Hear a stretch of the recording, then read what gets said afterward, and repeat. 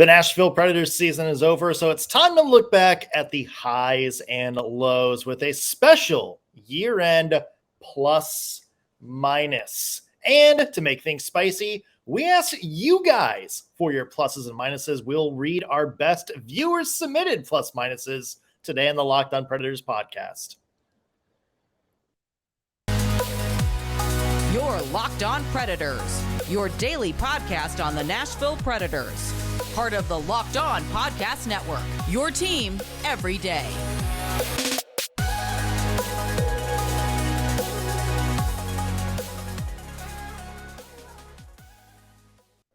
Thank you for making Locked On Predators your first listen of the day every single day. We are your free daily Nashville Predators podcast, available to you wherever you get your podcasts and on YouTube. I'm Nick Morgan. I'm a writer at penaltyboxradio.com, and I got a partner in crime. You do. I'm Ann Kimmel. I'm a writer and editor at InsideThePreds.com. You and I were talking before the show. We need like a nickname for all of our loyal, like everyday listeners, our everydayers. We do. We need something cool because they are cool people. So we're workshopping it, friends. Like Locked On Pred Heads. I'm not opposed. Locked On Pred Heads. Yeah. Locked On Pred Heads. Yeah. I like that. Maybe we need to ask for submissions on this. You know what I mean? Maybe we need to workshop it with, our Pred Heads, our Locked On Pred Heads. Yeah. I'm trying to think of something with our name, like we can be like, they're the Death Eaters to our Voldemorts, but without the mass murder. I saw the look on your face where it got really dark really fast. Yeah, we're going to refine that one. We're going to refine that. Locked On Pred Heads, maybe. If you guys got a suggestion on what you want to be called, let us know. Who knows? Hats and T-shirts may come out of it soon. Stanley Cup playoffs, and we're all tied up across the board except for Carolina and the Islanders. Yeah. Still holding on to your picks. Anybody surprise you so far? No, still holding on to my picks. I am telling you, though, I am loving these first round matchups, except I wish this was more March Madness-y, where it started at like 10 in the morning. So I'm not channel flipping, because at one point I was watching Minnesota Dallas. It was really good. It went to a commercial. I flipped to the other game. I think at that point Edmonton Kings was on. And got caught up in that. And by the time I flipped back, I'm like, it is 6-3. What happened? So I'm missing stuff, y'all. We need to spread this out. Yeah. Great. I think it's been a really fun first round tonight. I can't wait to watch Seattle tonight. I'm very curious about Colorado-Seattle tonight. Yeah. Very impressed with Florida so far. Even in that game 1 loss, they kind of held their own. That's going to be an interesting series. I think I had him like Boston in a sweep on that one, but I still think Boston's going to win. I just think it is going to be one hell of a fun series to watch. Yeah, I think Boston's going to, if they make it through, they're going to be very tired after dealing with Florida. Yeah. You know what's one thing we haven't really seen this postseason, Ann? What's that? The Nashville Predators. I knew it. I knew you were going to do it. Because they're not in it this year. As we've been saying, I'm sorry. As we've been saying all week, the dog did not appreciate that joke in the slightest, as you can hear in the background. Nope. As we mentioned, the Preds are out of the postseason for the first time since 2014, which means it's officially off-season content time, folks. And before we look forward, which we've done the past couple of days with stuff about Ryan Johansson's future and the coaching's future, let's look back. Let's look at some things the Preds can build upon for next year and maybe some things that went wrong. So we are rolling out our plus minus, a special off-season edition where we look back at the year that was in Preds hockey and go through the highs and lows. And there is 82 games worth of stuff to dive into here. So this is going to be some interesting ones. Well, and it's not even that there's 82 games to dive into. It's almost like there are 2 seasons in one season to dive into, because what happened in the first 50 or so games is very different than what happened down the stretch. And it's almost like two totally different seasons. It's really interesting to try to summarize this past season for the Nashville Predators. Yeah, kind of looking back at some of the early stuff that happened this year. And it's like, this feels like 5 years ago. It does. At this point. Also, to make things interesting, we reached out to you guys about some of your pluses and minuses for this season. So we're going to be reading our viewer or listener submissions today on the podcast. And start us off with a plus. I'm going to go way, way back you're going to have to really stretch your mind to remember this, but I'm going to go all the way back and give a fat plus to the entire Global Series experience. I think that was such a great way to kick off the season for the Nashville Predators. And there's a couple elements of this that really just resonate with my heart. The first one is, I think you and I had the best time doing the preview for that with JD Young of Locked On Sharks. Yeah. We had so much fun with JD. So that just warms the cockles of my heart when I think back to getting to preview this Global Series game against the Sharks. But also just the entire off-ice experience where the Predators got to return to Bern, Switzerland, which is, of course, Roman Jossi's hometown. And Predators fans got to see a very different hockey environment with the SC Bern crowd. And I loved that. I loved that experience, the cheering.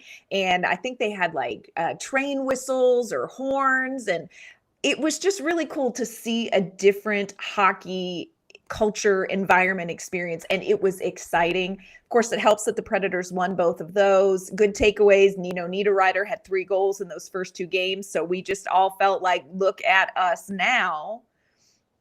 You know, and then we'll talk about some minuses that happened along the way. But it was a good start. You had this great Kiefer Sherwood coming out of training camp, making the team story, first goal of the season for the Predators. Again, Nino had a great game. Eeli Tolvanen had a goal. Matt Duchene had a goal. So we're like, we are just kicking off this season right where we want to be. Isn't it great that the biggest plus happened the first 2 games of the season? Yeah. Isn't that a great sign for what's to come? Yeah, we definitely are going to slide into the minus portion of the season pretty quickly after the Global Series. But look, I loved it. I thought it was just a really cool experience. And Nashville Predators fans got the first taste of hockey. So yay for us.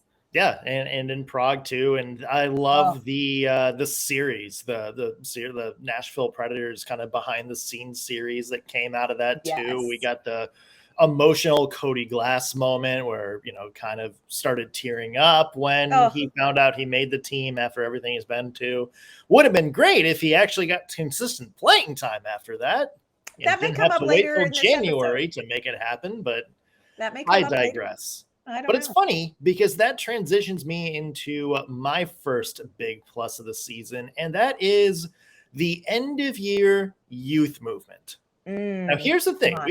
We can debate how it came along, whether it's quote unquote actually a team endorsed youth movement. But I would say nothing has changed the overall perspective on the direction the Nashville Predators are heading in than those last 2 months of the season. When you see guys like Luke Evangelista coming up and Tommy Novak having an unbelievable year, Cody Glass taking on a bigger role, Phil Tomasino back in the lineup. We saw the debuts of Spencer Stastny and Igor Afanasiev. All these great players that you hope are going to be big parts of the Preds' future moving forward. Not only seeing them on their team, getting their feet wet, but in positions where they're the marquee players, where they're the ones with the most responsibility, and you see how well they handle it. And now, naturally, there were some hiccups in there. Obviously, when you're giving up like 35 to 40 shots in the game and UC Saros has to bail you out, there's probably some hiccups in there. But you see how well they played. I mean, you had guys like Phil Tomasino outplaying some of the best players in the, NHL during this shift. And that is a very encouraging sign. And that's important because heading into this season, the narrative around the league about the Preds' future is just like they're going nowhere fast. This is going to get a lot worse before it gets better. They're going to have to bottom out. They're going to have to completely tear it down and burn it to the ground, blah, blah, blah, blah, blah. Instead, you all of a sudden, you see what you have in the stockpile of young prospects that you've developed over the past, 2-3 years. You've completely rebuilt your farm system. And now all of a sudden, you're looking at the Predators' future with a different perspective. It's not like we have absolutely nothing. We're going to bottom out. We need to tank. We need to rebuild. We need to get all these, hot young players. Instead, it's we have something to build around. It might not be a Connor Bedard. It might not be an Adam Fantilli or any of these young, top of the draft board people, but they're people that you can build a winning team around. And I think that is the biggest perspective changer that we saw over the last few months of the season. I agree with you. And look, our listeners agree with you. This is something that across the board, Jesse Todd, Real Chip Sanders, Ryan McGahee, that was their plus. Like this youth movement at the end of the season, this is a huge plus for the Predators. And I agree with you. It's not even just that we got to see them. It's the amount of time that we got to see them and who we saw them compete against. We saw them compete against Boston, against Carolina, against some of these top teams. And we have a good idea of what they're capable of. And the coaching staff and management has a good idea of where these individual players need to grow to be ready to come back next season. The Nashville Predators, for the circumstance that brought it about being a negative, being a minus, the result, I agree with you. This youth is a fat plus for the Preds. Yeah, and one, I think there's a lot of positives to build upon too. Yes. The Preds aren't in the playoffs, which is a minus. But the fact that they got to that point, there had to be a lot more minuses along the way. So we're going to get into some of the minuses surrounding this Preds team in just a little bit, plus more submissions from you guys on your takes on the season. But first, I want to mention today's show is brought to you by Ann and I's good friends at Built Bar. And you guys are going to want to listen to this. Something exciting is coming to Built.com on April 22nd, which is this coming Saturday. Don't have all the details yet, but the excitement is real. And trust us when we say it's something you don't want to miss. If you know how Built works, they have the most incredible protein bars in the world, and they do these amazing flavor drops with unreal flavors and limited quality. It's amazing flavors covered in 100% real chocolate, but packed with protein and low carbs. So trust us, you're going to want to mark your calendars and head to Built.com on Saturday, April 22nd to be one of the first to discover what all the hype is about. I can't wait to see what the new flavor is. I know Ann can't wait to see where the new flavor is. When you do go there, when you see what it is and get ready to check out, use the promo code LOCKEDON15 and you'll get 15% off your order. Again, go to Built.com April 22nd, see the new flavor, and use code LOCKEDON15 to get 15% off your order. Well, and Preds season, not all sunshine and rainbows. There were some negatives, quite a few of them, if we're being quite honest with each other. Yeah. Let's talk minuses. And what's a minus from you? All right. I'm going to just start right out and talk about the elephant in the room, but I want everybody to listen carefully to what I'm saying and what I'm not saying with this minus. My first minus is losing a first-round pick for nothing. That, I think, is a huge minus for the Nashville Predators. So hear what I'm saying. The Nashville Predators had a number one draft pick, went through Milwaukee, came up with the Nashville Predators, played, did not necessarily find some success, placed on waivers, and gone for nothing. That's a fat minus. That's a fat minus. Hear what I'm not saying. Now I see what you're going for. When you said losing a first-round pick, I'm like, did they just trade somebody that I wasn't aware of? Was there like a Ryan Johansson trade announced in the last 10 minutes?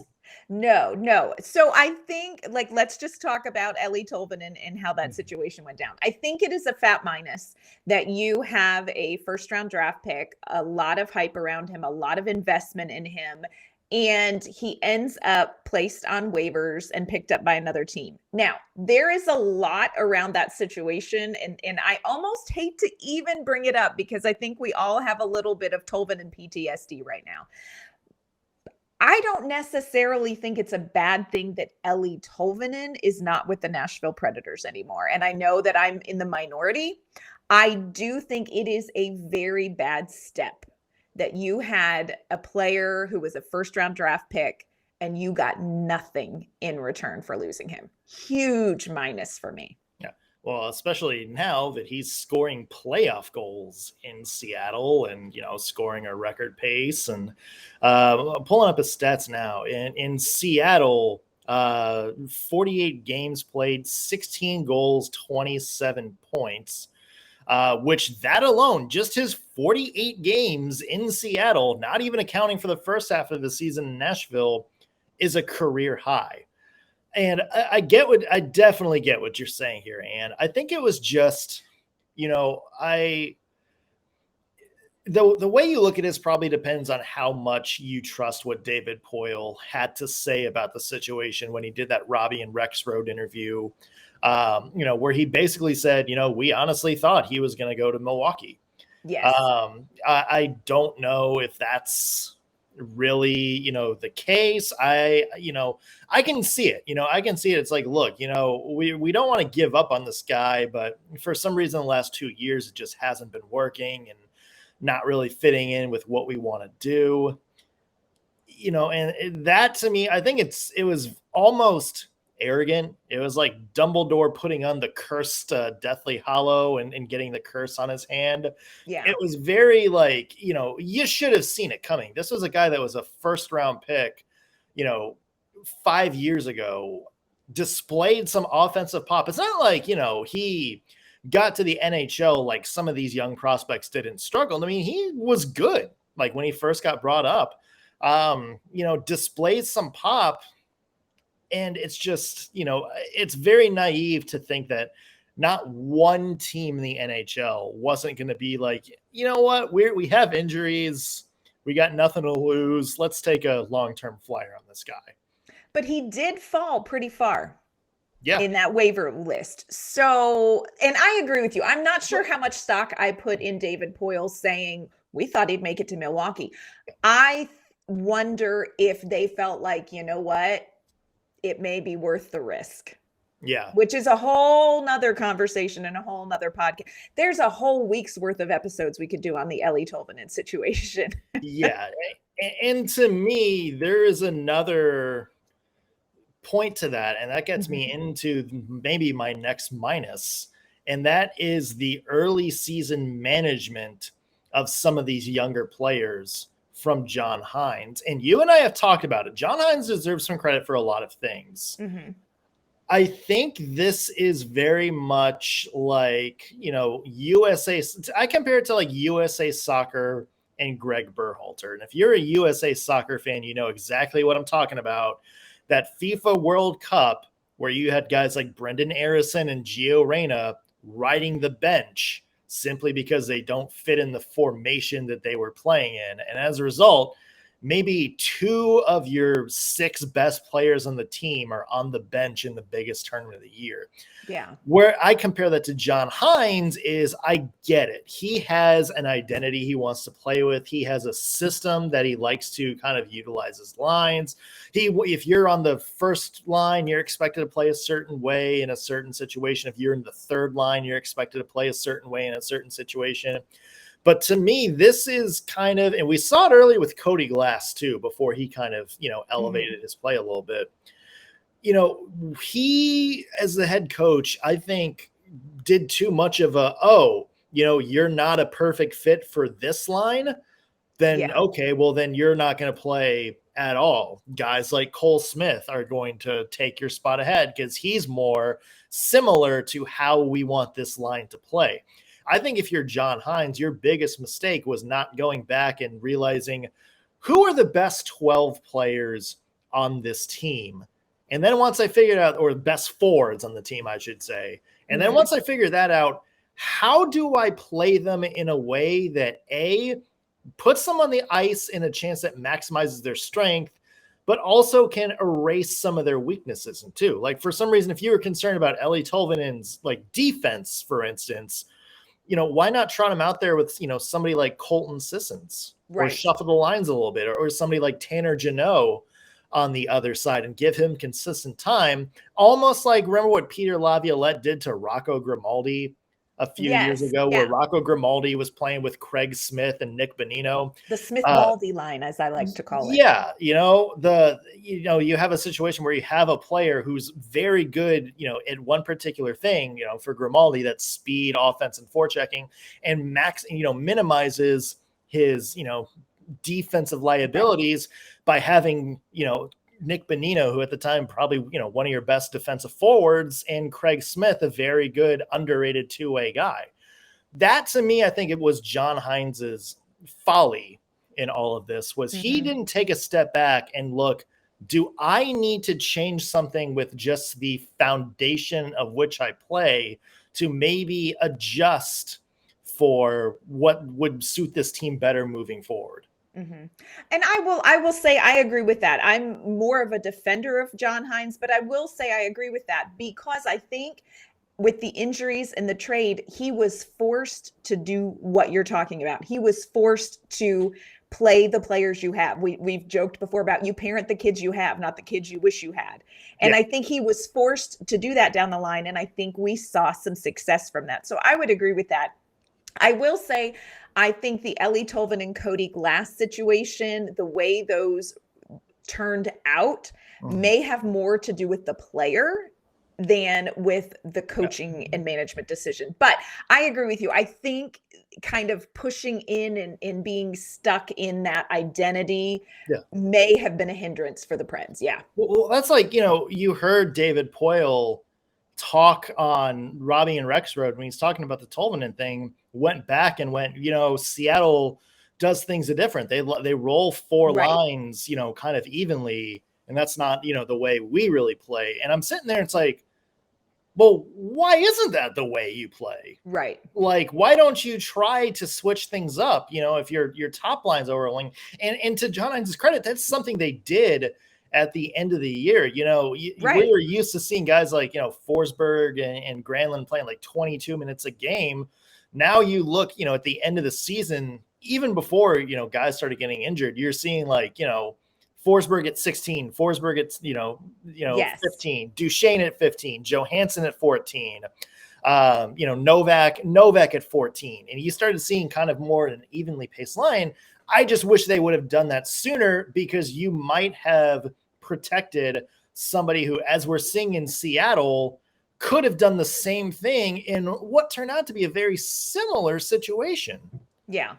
Yeah. No, I agree with you. I feel like there was a miss and a disconnect making some adjustments maybe earlier in the season. And when forced to do it, I think the results were good. More coming up in a second. We got both more pluses and more minuses to get to, including some that you guys have sent in. So we'll get to those in a second. First, want to let you know this episode's brought to you by our great friends at eBay Motors. Look, for a championship team, it is all about making sure every player is a perfect fit. It's the same when it comes to your vehicle. Every part needs to fit just right. So the next time you need parts and accessories, you need to head to eBay Motors. With eBay's guaranteed fit, you can be sure every part you need fits right the first time around. Just add your ride to My Garage and look for the green check to know the part will fit, or you get your money back.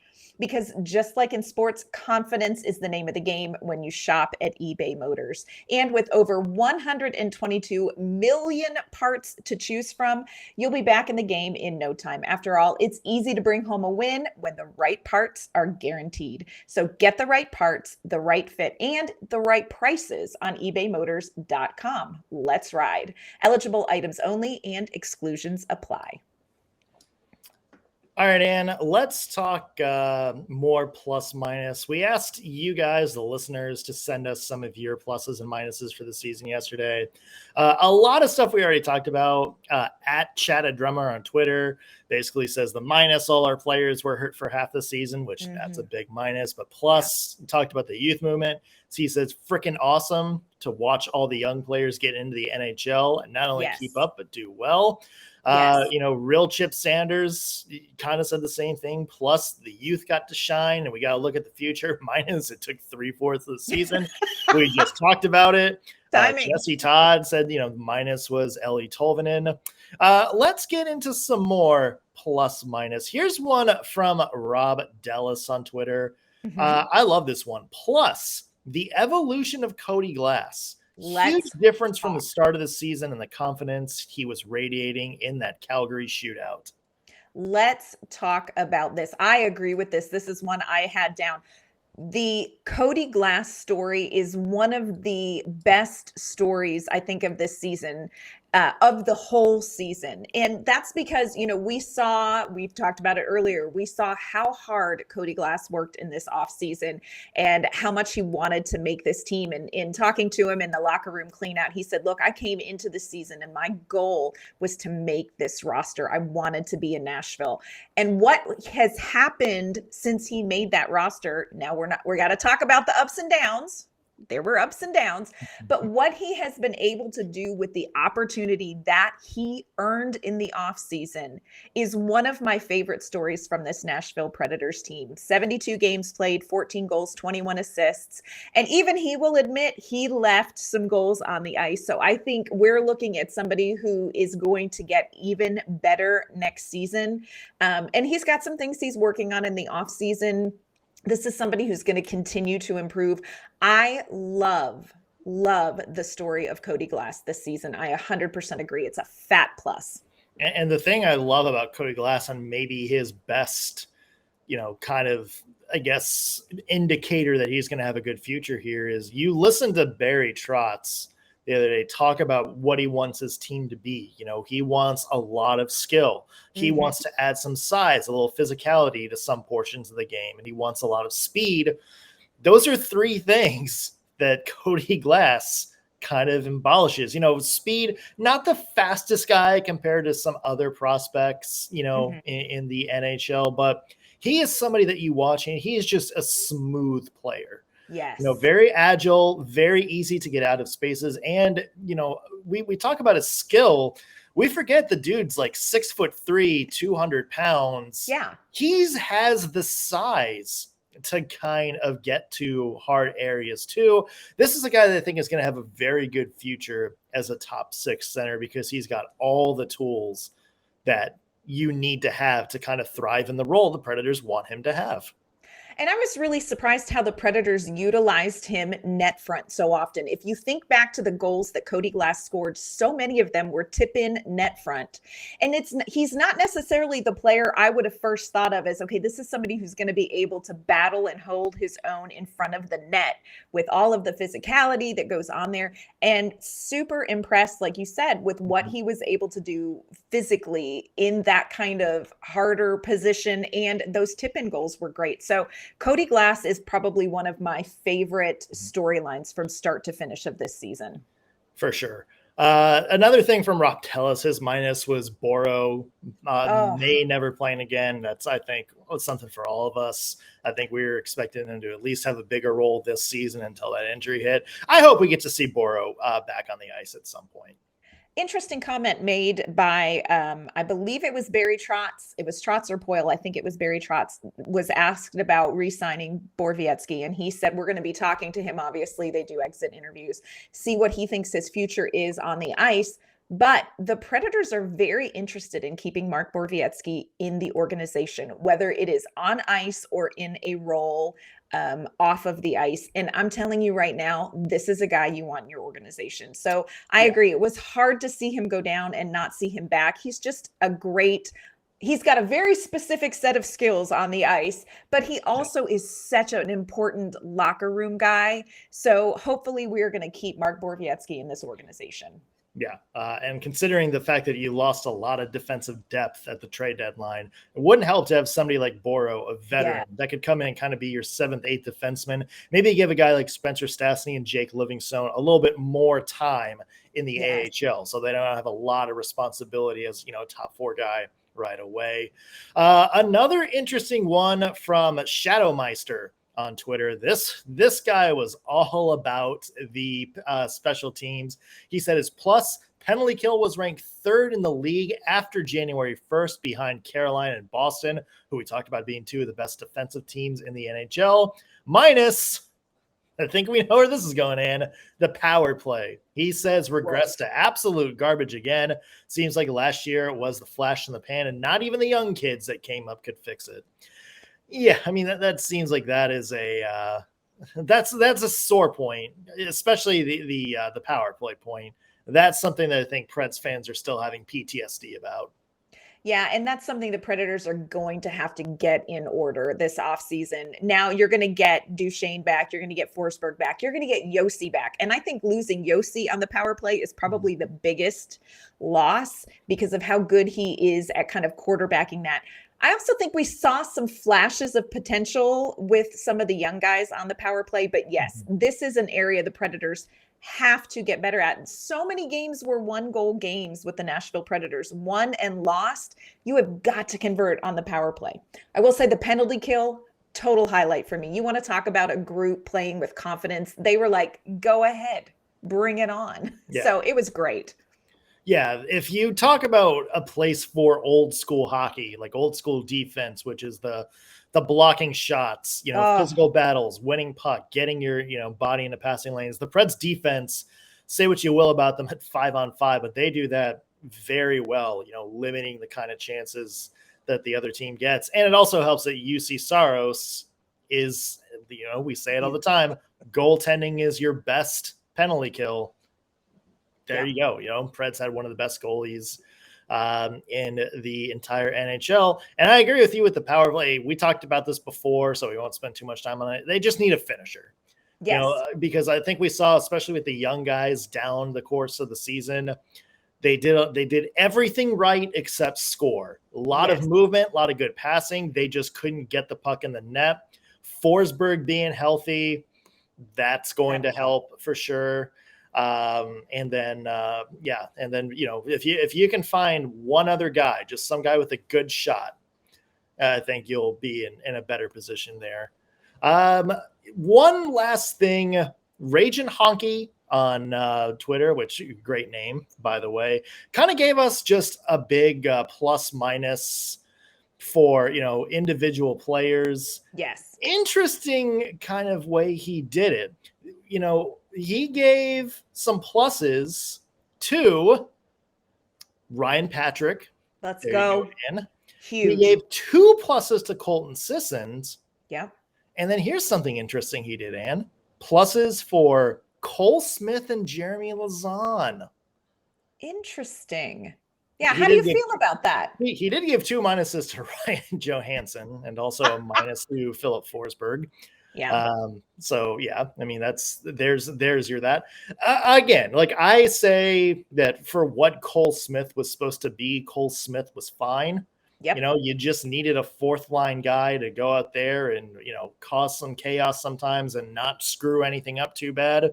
And I think Cole Smith did that job. He went out there and didn't screw up anything too bad. If the Preds do kind of shuffle some things and, kind of tweak the way they play, that's a guy that I'm not sure what his place on the team is going to be next year, but for the role he was given this year, he played his role kind of well. And I've talked about Jeremy Lauzon. Jeremy Lauzon, too, is a guy that you didn't really notice a whole lot this season. And for somebody who's on the bottom pair, that's actually kind of a good thing. Yes. Like, you don't want to be talking about your 3rd pair defenseman too much. And if you're not, that means he's doing his job. He is going out there, making plays, letting the top 4 guys rest on the bench, going out there, absorbing some intense penalty killing moments. I think that was a big part of Jeremy Lauzon's game too, is I think he was very, very good on the penalty kill. Jeremy Lauzon is a guy that I think is underappreciated. You kind of saw him as the year went on, absorb that role, of kind of the bottom pair defenseman, the extra guy.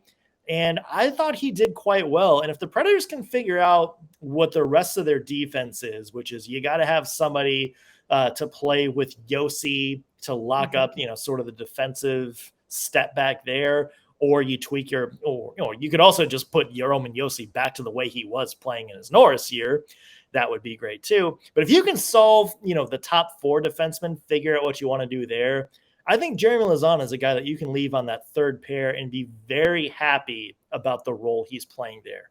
I agree. I think he's done enough this season to show that that's something he is comfortable with, that he is competent to do. I agree with you. I don't necessarily see Lauzon moving up a ton in the defensive pairings, but he does exactly what you need him to do. And I think you saw his game improve over the course of the season before his injury, of course.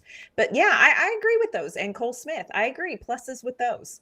Yeah, absolutely. There is going to be an interesting offseason ahead of us. I am sure we will do some pluses and minuses with various Predators moves as we get into the offseason. So you guys are going to want to stay put for that. Be here every step of the way. And you know what, Ann? One last plus. And that's to all of you guys listening at home. Thank you for sticking with us every day this season. We know it wasn't necessarily a fun season to talk about Preds hockey at some points, but we appreciate every, listen, every engagement you guys give us on social media, every like on YouTube. We really appreciate all the support. And again, if you can figure out what you guys want to call yourselves, the Locked On Pred Heads, that's my submission. Nick and Ann's Death Eaters. There's another submission. I like that one better than Ann. Let us know. Let us know.